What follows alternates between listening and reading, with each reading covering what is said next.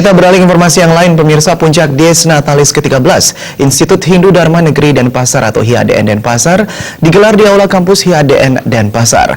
Berbagai kegiatan telah dilaksanakan dalam rangka menyambut Dies Natalis ke-13 seperti bakti sosial dan kegiatan pengabdian kepada masyarakat lainnya.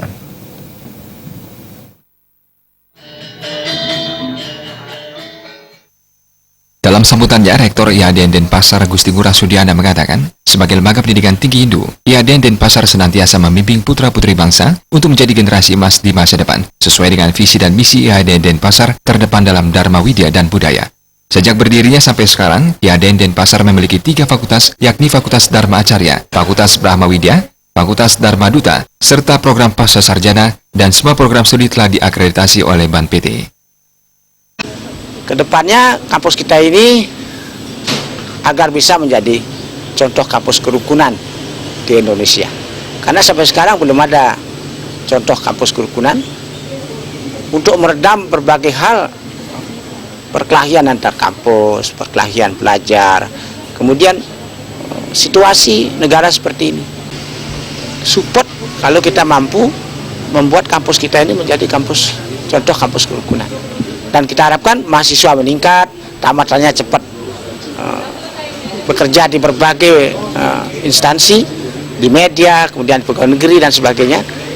Kita berikan, waktu ini kita berikan entrepreneurship, supaya mereka punya keahlian. Dan sekarang tamatnya sudah banyak sekali di media dan berbagai tempat. Kampus ini bisa memberikan SDM yang dibutuhkan oleh masyarakat. Dalam kesempatan itu, Dirjen Bimas Hindu Kementerian Agama RI, Iketut Widnya mengatakan, HIADN harus mengembangkan budaya mutu. Saat ini, setiap lembaga pendidikan harus memenuhi standar mutu. Tercapainya budaya mutu ini dapat dimulai dengan Tridharma perguruan tinggi, seperti dari pengajarannya. Pengajaran harus dibenahi karena dapat memberikan kontribusi terhadap budaya mutu demi meningkatkan budaya saing. Saya kira IHD harus mengembangkan budaya mutu. Sekarang di mana-mana lembaga pendidikan itu harus memenuhi standar mutu. Standar mutu ini bisa dimulai dengan Tridharma perguruan tinggi.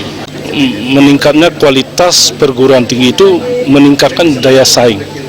Kalau semuanya ini budaya mutu dimulai dengan 6 standar BAN PT, ini akan perguruan tinggi kita itu akan dicintai oleh masyarakat terutama oleh mahasiswa.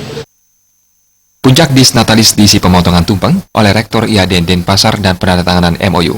Memeriahkan Dies Natalis ke-13, berbagai kegiatan telah dilaksanakan, terutama dalam bentuk berbagai jenis pengabdian kepada masyarakat dan penganugerahan bagi tokoh yang berpengaruh di dunia pendidikan.